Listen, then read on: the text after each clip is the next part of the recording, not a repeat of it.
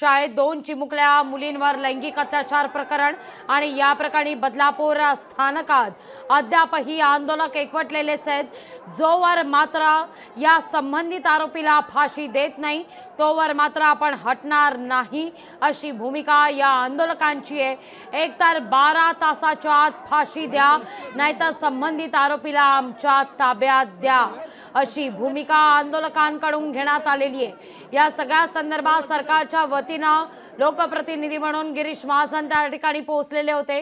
गिरीश महाजन यांनी देखील आंदोलकांची समजूत काढण्याचा प्रयत्न केला। त्याआधी वारंवार वरिष्ठ पोलीस यांनी देखील आंदोलकांशी समजूत घालण्याचा प्रयत्न केला, पण आंदोलक मात्र आपल्या मतावर ठाम आहेत।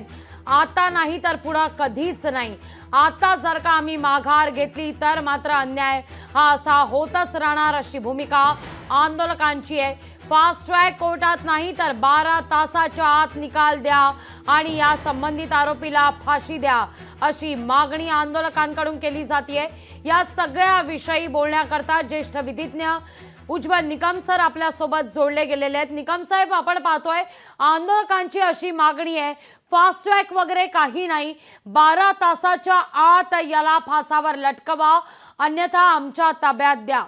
एक सरकारी वकील म्हणून किंबहुना कायद्याच्या चौकटीत या मागणीकडे तुम्ही कसं पाहताय? लोकांची जी संतप्त भावना आहे हे मी समजू शकतो। याला कारण असे की बदलापूरच्या या घटनेमध्ये ज्या या नराधमाने ज्या कोळ्यांवरती अत्याचार केलाय त्यामुळे लोकांचा राग उफाळून येणं साहजिक आहे।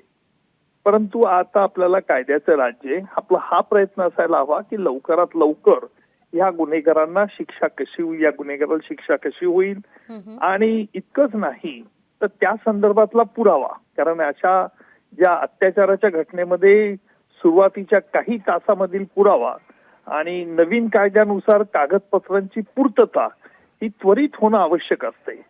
त्यामुळे आपल्या मार्फत मी लोकांना आवाहन करेल की आपल्याला हा आपण राग मी आपला समजू शकतो, परंतु ह्या रागापोटी आपल्याला महत्वाचा जो पुरावा आहे तो नष्ट होऊ देता कामा नये। त्यामुळे पोलिसांना तपासासाठी थोडा वेळ दिला पाहिजे जेणेकरून न्यायालयामध्ये हा त्वरित खटला सुरू करता येऊ शकतो आणि आरोपींना जर त्याने प्रकारची कृत्य केले, यापूर्वी देखील त्याने कृत्य केली आहेत की नाही हे सुद्धा पोलिसांना तपासावं लागेल। त्याच्यामुळे हा संताप असा व्यक्त करून जर याच्यातच पोलिसांना आपण गर्क करून ठेवलं तर तपासाच्या भागाकडे दुर्लक्ष होईल आणि नवीन कायद्यानुसार ताबडतोब त्या दिवशी तपास हा आपल्याला इलेक्ट्रॉनिकच्या माध्यमातून हे करावा लागत असतो। त्याचा फायदा आरोपीला मिळू शकतो, म्हणून संबंधितांनी ही काळजी घेतली पाहिजे। आणि जनतेला देखील माझं आव्हान आहे की आपण शांत राहा। निश्चित ज्याप्रमाणे कोपर्डीच्या खटल्यामध्ये झालं, खैरलांजीमध्ये झालं, ज्याप्रमाणे कसाबच्याही खटल्यानंतर 26/11च्या दहशतवादी आल्या, कसाबला देखील तातडीने फाशी द्या, ताबडतोब तिथल्या तिथे द्या, हा संतापाच्या भावना असतात। परंतु आपलं कायद्याचं प्रतिराज्य आहे, आपल्याला कायद्याने सगळं काही करावं लागेल। त्याकरता लवकरात लवकर हे होणं हे फार महत्वाचं आहे। अगदी, पण निकम साहेब, हाही एक मुद्दा उपस्थित होतोय। वारंवार अशा घटना घडताना दिसतात। बदलापूरमधली घटना असू दे, पुण्यातला हा सगळा प्रकार असू दे किंवा कोलकात्यामधला हा सगळा प्रकार, अशा घटनांना जर किंबहुना अशा आरोपींना आता कायद्याचा धाक राहिलाय की नाही हा सवाल तो उपस्थित होतोच आहे। पण या अनुषंगानं मात्र कुठंतरी बदलती परिस्थिती पाहता, बदललेली सगळी ही एकूणच गुन्हेगारी पाहता कुठंतरी कायद्यात बदल होणं गरजेचं आहे असं नाही का वाटत? कायद्यात बदल झालेला आहे, निर्भयाच्या खटल्यानंतर देखील कायद्यात बदल झाला आहे, परंतु आता याच्यात राजकारण येता कामा नये आणि म्हणून संबंधित व्यक्तींनी देखील हे लक्षात ठेवलं पाहिजे की अशा घटनेमध्ये कुठल्याही प्रकारे राजकारण जर करण्यात आलं तर त्याचा फायदा आरोपीला होऊ शकतो। ती त्याचा फायदा घेतो, कारण कायदा व सुव्यवस्था यंत्रणा तपासामध्ये बिझी गर्क राहण्यापेक्षा कायदा व सुव्यवस्था मेंटेन करण्यात बिझी जर राहिली तर निश्चित आरोपीला फायदा होतो। म्हणून राजकारणापासून थोडा पण अलिप्त राहिलं पाहिजे, एवढंच मी सांगेल। कायदा हा आपल्याकडे देखील कठोर आहे। धन्यवाद। निश्चित निकम साहेब, खूप खूप धन्यवाद आमच्याशी संवाद साधला त्याबद्दल।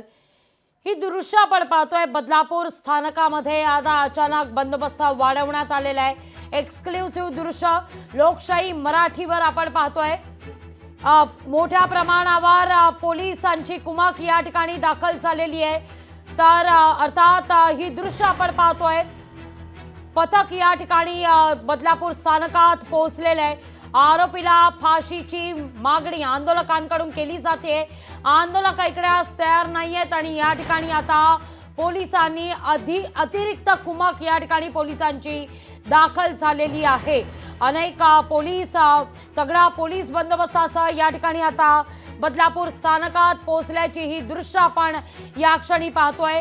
तर काहीसं या सगळ्या घडामोडींवर नजर आपली कायम असणार आहे। याच दृश्याचा घेतो अगदी छोटासा ब्रेक। कुठेही जाऊ नका, लोकशाहीवर बातम्यांचा ओघ असा सुरू राहील। लोकशाही मराठी ऐका, पहा, जागरूक रहा।